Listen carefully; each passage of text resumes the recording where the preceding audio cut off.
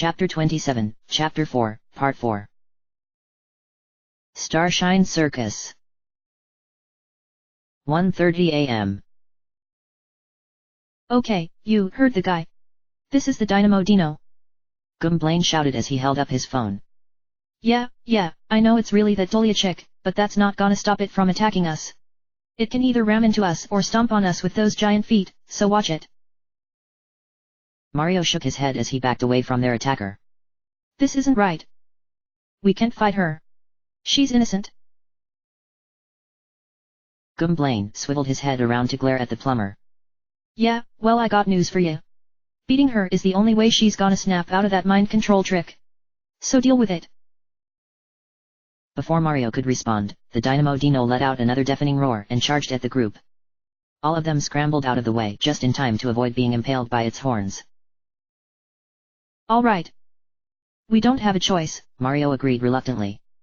As the Dino backed up and slowly turned to face them again, Mario ran directly at it and leapt into the air, throwing himself into a power bounce on its head. Gumblane followed up with a multi-bonk, not seeming the least bit guilty about having to attack their friend. Guys, watch out! Hanner shouted as the Dino let out a furious snort, shaking its head violently and throwing Mario and Gumblane off. They landed on the ground in a sprawled heap, and the Dino took the opportunity to stomp down on Mario with all its might. Thanks to Mario's new zap tap batch, the Dino suddenly yelped in pain, jerking its foot back as it was blasted with a jolt of electricity. It didn't make Mario hurt any less, though. Oh no! Mario! Cried Stubba. The Dino backed away to leave Mario curled up on the floor, gasping in agony. The Clubba immediately ran up to him and dutifully shoved a super shroom into the plumber's hands. Thanks, Stubba, Mario groaned as he quickly chomped it down. The Dynamo Dino was clearly not amused at this, as it trumpeted out another bellow before charging right at Stubba. The little Clubba frowned fearlessly at it. You had better not hurt Mario anymore, he shouted as he ran up to it, causing it to stop in surprise, and unleashed his club attack on its foot. But much to his dismay, his attack had no effect at all, the Dino's defense was too high. Oh no, get out of there, Stubba! Mario shouted, but he was too late, as the Dino growled furiously at Stubba and brought its foot down on him, intending to crush him. Stubba thought quickly and used Spike Guard, hoisting his club up above his head and causing the Dino to stomp directly onto the spikes. It howled in pain as it staggered backwards, limping on its uninjured foot. Can I get a word in edgewise? Hanner jeered before using her hammer throw, hitting the Dynamo Dino right between the eyes. Mario decided to whip out his new hammer as well, and wound up as tightly as he could before swinging and striking it in the leg. But for all its injuries, the Dynamo Dino didn't appear to be slowing down at all. In fact, it was just getting annoyed. It growled dangerously at them, not ready to give up the fight. Mario felt his spirits drop. This doesn't look good, he muttered. I think we might be outmatched. It snorted again, blowing hot air from its nostrils, and came charging at them once again. It was frighteningly fast for something its size, but everyone managed to evade it. Then Snatchel came running up and tried to tackle it, but it just smacked him with its massive head and sent him tumbling across the floor. Oh no! Mario gasped, running up to his injured partner. You all right, Snatchel? The sheriff grimaced as he sat up. Sorry, I ain't bein' much help, Mario, he sighed. But I don't reckon there's a cowboy on Earth could rope a critter like that. It's just too big. You got that right. Mario agreed hopelessly. And then his eyes widened. He looked thrilled. Snatchel, that's it. You're a genius. Hey? Since when? Not even stopping to explain, Mario grabbed him by the hand and shouted, "Miracle Grow!" The instant he did, the entire space inside the circus tent seemed to warp and twist.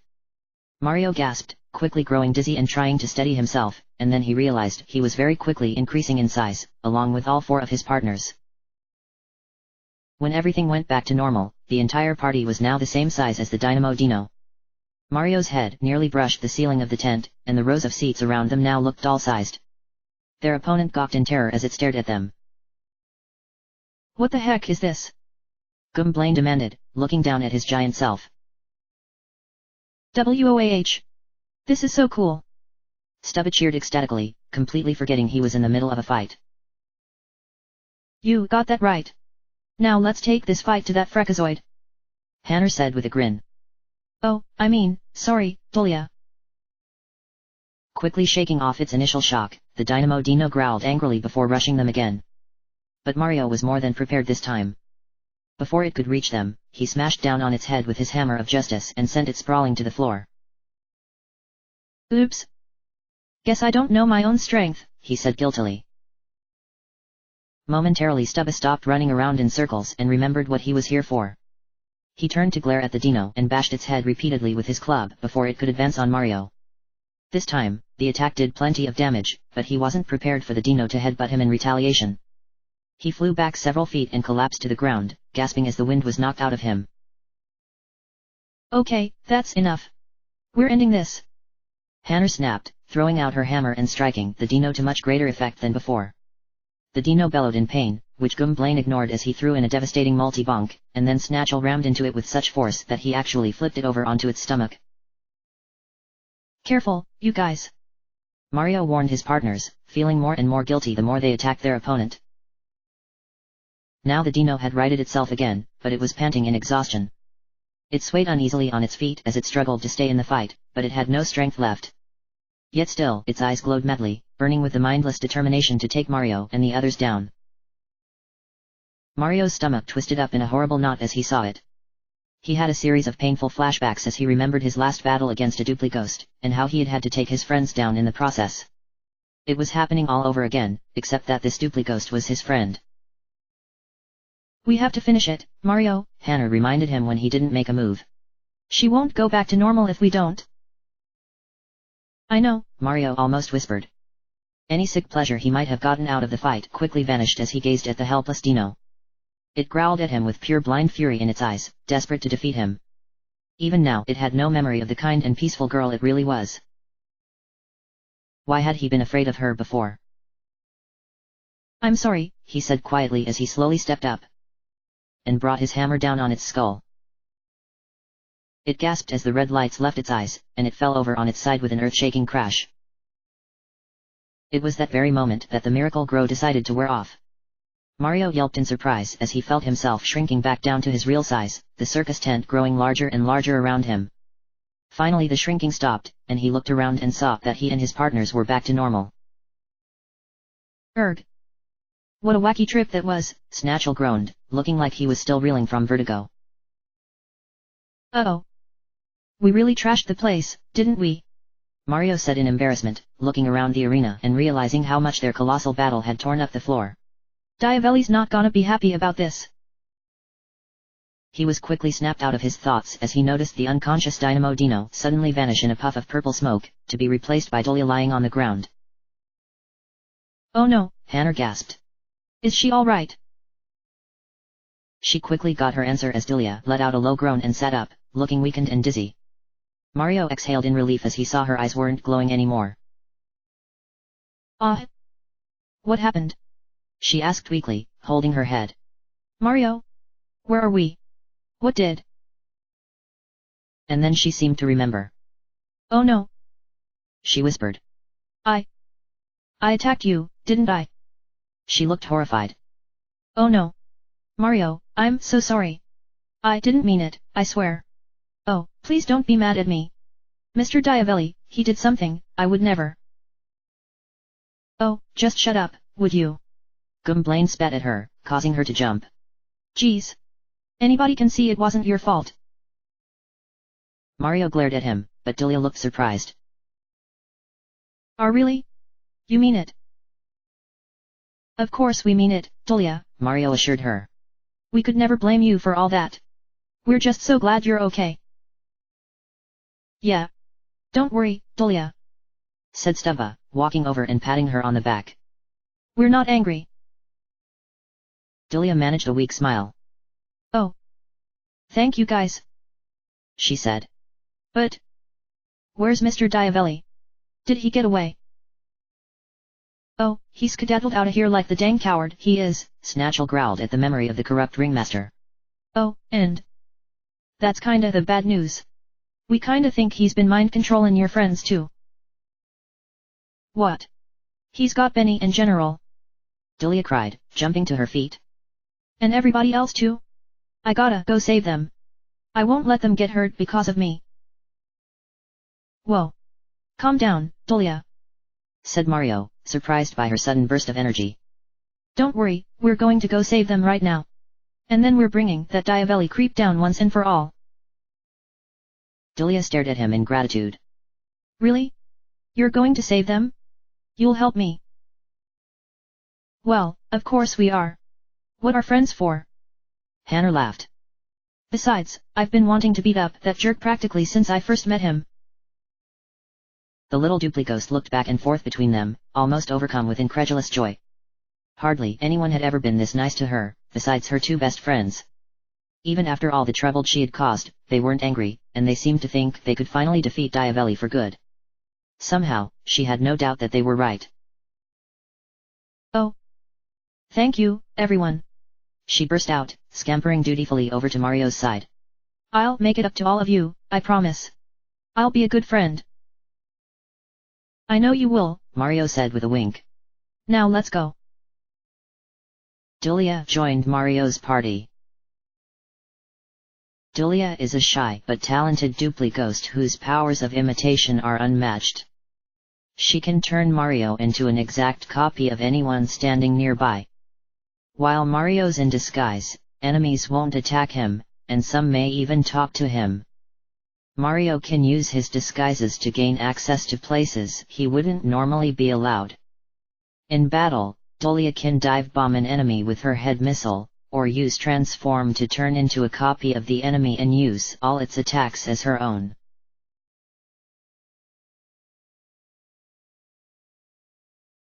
As soon as Mario's party left the tent, they were disappointed to find that Diavelli was nowhere to be seen, and neither, for that matter, were any of the performers. The circus grounds were deserted and eerily quiet. Great. Where'd everybody go? Mario wondered. He kidnapped everybody. Hannah realized with a shudder. He got away while we were distracted with that big fight. Mario sighed. Well, he can't have gone too far. He's probably still in the city. He snapped his fingers. He must be hiding out in the warehouse. That's where all his stuff is. Well, what are we waiting for? I've got a right mind to stick that feller in the stocks. Snatchel said eagerly. And so the group set off across the city once again, this time preparing themselves for a final confrontation. Nova City. 1:34 a.m. Unlike Saluna Town, Nova City was much louder and more colorful at night. Neon lights were flashing everywhere, music was drifting out of several buildings, and the streets were bustling with people. Mario shook his head sadly. These people had no idea of the evil that was lurking in their city right now. Oh no, Julia gasped. Look. Mario looked up the street where she was staring, and he noticed a group of very familiar shy guys marching back and forth. In the darkness, it was clear to see their eyes were all glowing. It's Scamp! Julia cried. Diavelli did something to him too. Great. They're on patrol for us, Gwynplaine said impatiently. How are supposed to get past all those guys? Mario smirked. Guys, are you forgetting we have a duplicghost? He reminded them. Julia, do you think maybe you can disguise all of us so we can sneak past them? Oh. Well. I can sure try, she agreed. I don't usually transform other people, though. Don't worry. I'm sure you can do it. Yeah, either that or we all get caught, Gwynplaine sniffed. And if that happens, we know who to blame. Julia glanced around for a brief moment and then seemed to find what she was looking for, a very nondescript Goomba dozing on the sidewalk with a newspaper over his face. Okay, guys, here goes nothing, she said, walking up to him. After getting a good look at him, she took a deep breath. You ready, Mario? Sure thing. Julia frowned in deep concentration and put her hand on Mario's shoulder. All of a sudden, Mario felt a horrible chill run over his body. He seized up, going completely numb as he was enveloped in a cloud of smoke. His heart was hammering like crazy. Something was happening to his body, and he couldn't even feel it. Then the smoke went away, and Mario slowly and timidly looked down at himself. and was shocked to find he had turned into a Goomba. So? Did I do good? Dulia asked nervously. After staring at himself in shock for a moment, very aware of his other partners gaping at him as well, Mario looked up at her and grinned. You did perfect. This is a terrific disguise. Dulia sighed in relief. I'm glad you like it. Now I have to disguise everybody else too. Is it gonna hurt? Stubba asked timidly. Of course not. Well, I don't think so anyway, but I do it all the time. Within moments, Dulia had transformed the entire party into generic Goombas, even Goomblain, whose appearance they figured was bound to be recognizable. Hoping and praying for the best, the 6 of them slowly walked up the street, approaching the area where the trapeze guys were on patrol. They were hoping to go by unseen, but it was no use. Hey! Who are you? Scamp demanded the instant they walked by. Mario skidded to a stop, nearly toppling over in the process. It was incredibly awkward to not have any arms to steady himself with. He wondered how the Goombas all did it. We're just some regular old Goombas, Mario assured him, trying to disguise his voice. Nothing suspicious about us, that's for sure. What's the matter? Scamp just glared at him for a moment, and Mario began to fear he would see straight through the disguise. Thankfully, being mind-controlled seemed to make him pretty single-minded and unsuspicious about things. We're on the lookout for some fat plumber in overalls, and his group A friends, the trapeze guy finally spoke in a largely toneless voice. We got orders to stop them if they come over here. You see anybody like that, you tell us. Oh. Sure thing. Will do. Scamp turned around without another word of acknowledgement and continued to pace back and forth. Mario released the breath he had been holding and waddled off as fast as he could, with the others following after him. Once they were a safe distance away, Dulia dispelled the disguises and turned everyone back to normal. Phew! I missed you, Arms. Hannah exulted, hugging herself. Dulia, on the other hand, was looking very somber. I don't get it, she lamented. How could Mr. Diavelli do all this? I didn't even know he could hypnotize people. I don't think he did either, Mario sighed, walking up to her. But I think I know how. Dulia. You know how we were talking about the Guardians before? Dulia looked at him and nodded. Well, here's the thing. The Guardians won't have any power unless we find these things called Sun Souls. We found out that one of them was somewhere in the circus. In fact, that's the only reason we came here in the first place. He swallowed. And now I think Diavelli has it. Dulia stared at him. You think that Sun Soul thing is letting him do all this? I'd bet my life on it. I've practically made a career out of hunting down ancient mysterious relics like this. They can give people some pretty crazy powers. The young Duplighost let out a shudder. That's awful, she said. We have to get it back from him before he hurts everybody even worse. Yeah, that's the game plan. Suddenly, Dulia started blinking as she seemed to realize something else. Mario. Do you think that when we beat Mr. Diavelli, everyone will be able to go free?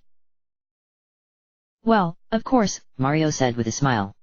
The only reason he has any power is because of that Sun Soul. Without it, he's just a jerk with a mustache. Dulia looked thrilled. Oh, really? She cried. So we never have to be in that horrible show again? And Benny and General and I? We can all go live somewhere together, just like normal people? That's always been my dream. The smile immediately fell from Mario's face. Oh, well. Dulia was looking expectantly at him, but he couldn't reply. Was she going to be heartbroken when she found out she couldn't stay here? What if she never got to see Benny and Imogen again, the only ones who had made her tortuous life worthwhile? Hey, if you guys are done yapping yet, can we get going? Came Goomblain's voice. Mario turned and saw that the other partners were taking off ahead of them. Come on, we had better go, he said softly, taking Dulia by the hand and pulling her along.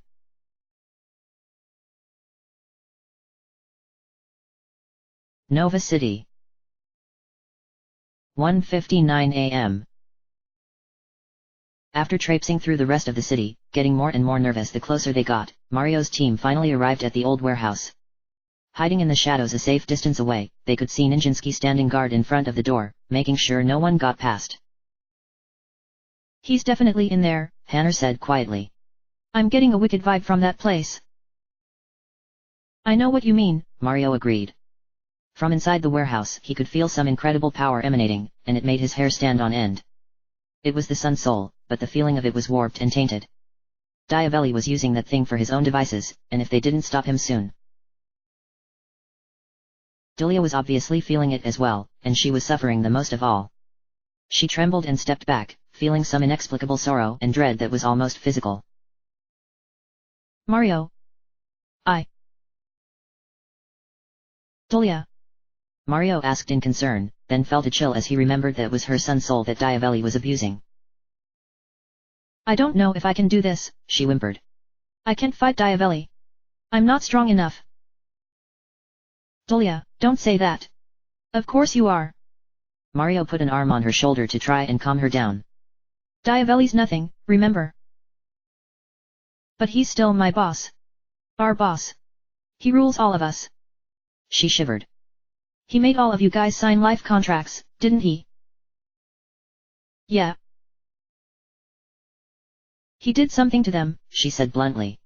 That must be even the Sun Soul too, but those contracts have got some kind of power. He owns us. He can do whatever he wants with us. There's no way we can fight him. From the terrified look on her face, Mario could tell Delia was probably right. His heart sank. What if Diavelli really did own them? What if it was literally impossible to attack him? Should they even go inside that warehouse, or were they just walking right to their doom? Wait a minute, Hannah suddenly spoke up. She had a very thoughtful look on her face. I think I might have an idea. I just hope Diavelli hasn't thought of this. Mario looked at her. What idea? He made us all sign life contracts, right? Those exact words. Yeah. Hannah explained her plan with an excited smile on her face. When she was done, Delia looked absolutely astonished while Mario had on an enormous grin. Hannah, you really are a bit of a mad genius, he said. But, Mario, how are we gonna get past that guy? Asked Stubba, pointing over at Nijinsky. We can't sneak past him. Oh, yeah. Well, I think I have a plan for that too. But we're going to have to do something awful and unforgivable.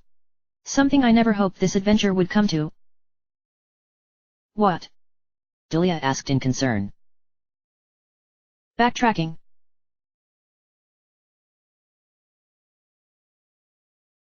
Several minutes later, the team returned to the warehouse, this time wearing the disguises of the trapeze guys. They'd had to walk all the way back to find them on patrol, and luckily Scamp hadn't noticed a thing. Halt! Who goes there? Nijinsky bellowed as they walked up to the door. Who's it look like, numbskull? It's us, said Mario, doing the best Scamp voice he could manage. Mr. Diavelli wants us in there. Nijinsky looked at them suspiciously for a moment, then finally shrugged and stood off to the side. Mario quickly opened the door and let his team inside. I can't believe that actually worked, Snatchel muttered. Nijinsky was never the brightest guy, Delia admitted. But now what, Mario? Now we just find Diavelli, Mario replied. But don't change us back yet, Delia. We can't have anyone catching us in here. Delia nodded, and they slowly set off through the warehouse. All the other performers were in there too, seemingly standing on guard or patrolling back and forth, but none of them paid the supposed trapeze guys any mind. Stubba was starting to get scared, and he crowded very close to Mario as they walked. What if they catch us? He whimpered. They're not going to catch us, Stubba. Just so long as we don't give ourselves away, they won't. Hey! What do you think you're doing? All six of them spun around in shock and balked at what they saw. They were staring at a very familiar friend. At least he would have been familiar, were it not for his glowing red eyes and the way he glared unforgivingly at them. Benny! Delia cried in a voice that most definitely belonged to Delia. Mario winced as Benny's eyes narrowed. She had just given them away. You! The blue boo snarled, slamming into her and knocking her to the floor. Screaming in shock, Dolia's concentration was shattered, and all at once Mario's party was engulfed in purple smoke as they transformed back into their real selves. Benny, please. Dolia begged as he glared into her eyes. It's me, Dolia. I'm your friend. Why are you doing this? You aren't allowed in here, Benny said coldly, without a trace of feeling or compassion. Diavelli will deal with you for coming here. Benny, stop it! Dolia sobbed. She could have easily fought him back if she wanted, Mario knew, but she seemed helpless. She couldn't possibly bring herself to hurt him. She could only look broken-heartedly at him and beg for him to come to his senses. Mario remembered how Benny had felt about Dolia. Now it was painfully obvious that she felt the same way. Benny! She screamed again, but her plea fell upon deaf ears as Benny dragged her away. Hey! Let her go! Mario shouted as he and the others immediately gave chase. Where are you taking her? Hanner shouted, but he didn't bother to answer. She quickly found out anyway, though, as they were brought to a wide open space in the very center of the warehouse. There was an enormous stack of crates piled up, and a very familiar figure was standing on top, facing away from them. Mario's team immediately pulled up next to Dolia. Benny had let her go and wasn't even bothering to look at her anymore. As Dolia saw Mario, she instantly ran to his side, and Mario immediately grabbed her by the hand. So you didn't die, said the dark figure. And now you have the gall to come here trying to stop me. It's no use. I'm far too powerful for you to contend with. The Starshine Circus will become the greatest show on Earth, and I will be the supreme ringmaster of it all. Diavelli turned around with a broad sweeping motion. He pulled his top hat off of his head and reached into it, pulling out a beautiful, light green-colored sun soul and holding it up for all to see. The famous juggling Mario Brothers. And Dolia, you spineless little traitor, he sneered. Welcome to your painful and well-deserved demise. And I am your ringmaster, your humble guide throughout this experience. I promise you are in for a show you will never forget.